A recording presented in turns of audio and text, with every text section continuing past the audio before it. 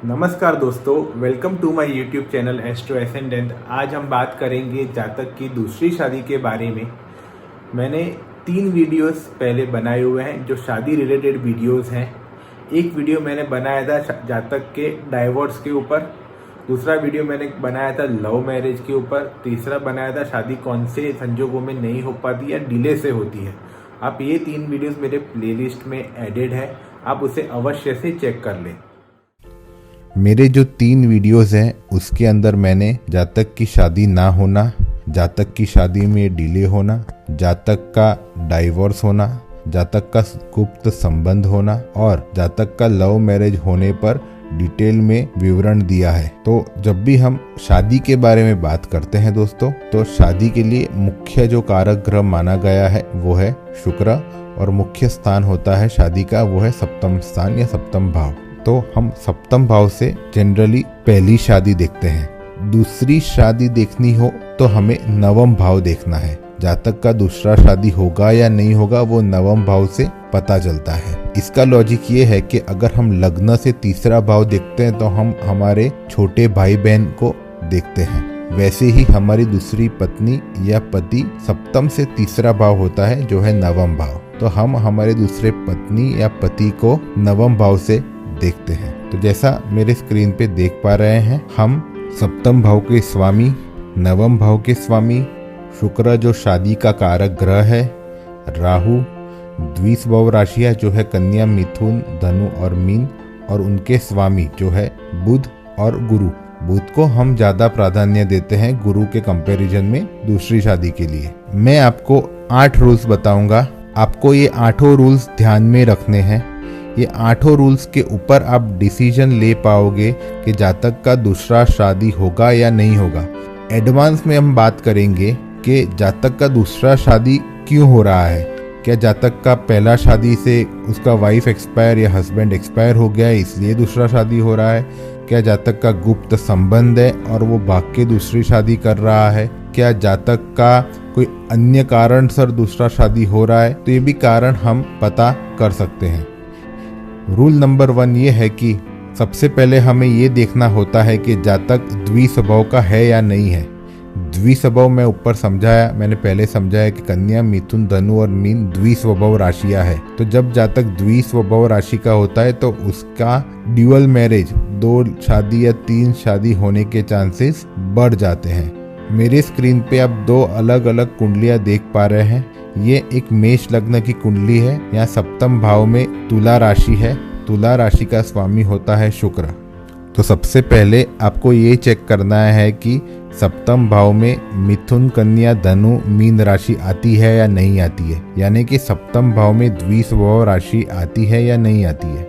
या आपको ये चेक करना है कि सप्तमेश का स्वामी मिथुन, कन्या, धनु, मीन में विराजित है या नहीं है। अगर इसमें से कोई कंडीशन भी होती है तो जातक का दूसरा शादी होने का एक बेस बनता है।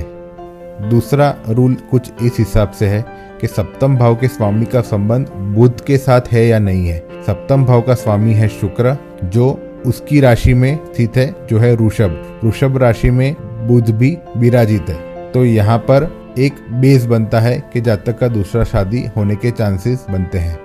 साथ में आपको ये देखना है कि शुक्र और बुध एक राशि में स्थित है जो द्विस्वभाव राशि है, और वो द्विस्वभाव राशि का संबंध सप्तम भाव से है या नहीं है। अगर आपने ये चेक कर लिया और ऐसा कुछ कुंडली में मिल रहा है तो जातक का दूसरा विवाह हो सकता है। या फिर आपको ये चेक करना है कि अगर सप्तम भाव के स्वामी का संबंध कोई द्विस्वभाव राशियों के साथ है या नहीं है। अगर ऐसा कोई सिचुएशन आता है तो जातक का दूसरा शादी होने के चांसेस बढ़ जाते हैं। अब रूल नंबर 3 के बारे में बात करते हैं। तो अगर सप्तम भाव का स्वामी वक्री होता है या सप्तम भाव में वक्री ग्रह विराजित है और सप्तम भाव एक द्विस्वभाव राशि है तो जातक का दूसरा शादी होने का चांसेस रहता है। केस नंबर 4 राहु के बारे में है। राहु एक छाया ग्रह है।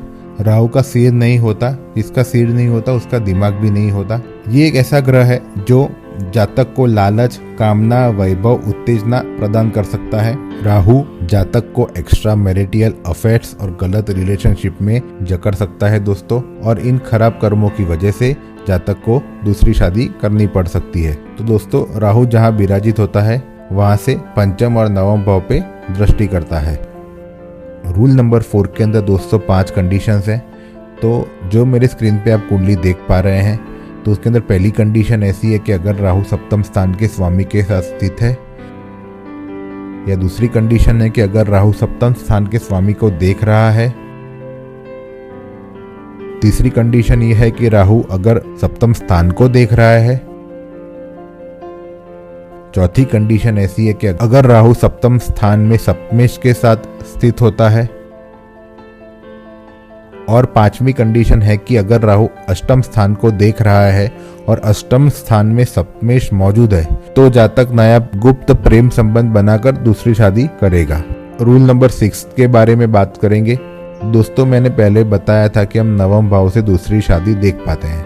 तो जब नवम भाव का स्वामी सप्तम भाव में स्थित होता है, या सप्तम भाव का स्वामी नवम भाव में स्थित होता है, या नवम सप्तम का परिवर्तन योग बनता है, तो जैसा मेरे स्क्रीन पे आप 3 कुंडली देख पा रहे हैं, मैंने यहाँ पे दिखाया हुआ है कि नवम सप्तम के रिलेशनशिप में बुध और राहु की दृष्टि है, तो ये योग प्रबल हो जाता है और जातक दूसरी शादी की ओर आसानी से निर्णय ले सकता है। और एक रूल बताता हूँ कि अगर सप्तम स्थान में शुक्र और सप्तमेश दोनों ही विराजित है और उन पर खराब ग्रह यानी कि सूर्य मंगल शनि की दृष्टि है या साथ में विराजित है, तो जातक का दूसरा शादी होने का प्रभाव बढ़ जाता है। अगर नवमांश कुंडली में शुक्र द्विसभव राशि में स्थित होता है और उस पर राहु की दृष्टि होती है, तो जातक का दूसरा शादी करने का प्रबल योग बन जाता है।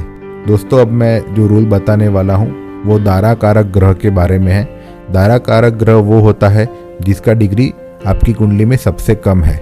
तो अगर आपकी लग्न या नवमांश कुंडली के अंदर दारा कारक ग्रह द्विसभव राशि में स्थित होता है और उस पर राहु की दृष्टि होती है या राहु साथ में होता है, तो जातक का दूसरा शादी होने का चांसेस बढ़ जाता है। दोस्तों जैसा आप मेरे स्क्रीन पे देख पा रहे हैं कि मैंने लग्न में दारा कारक ग्रह दिखाया हुआ है और उसके ऊपर राहु की दृष्टि है, तो इस संबंध में जातक का दूसरा शादी होने का चांसेस बढ़ जाता है।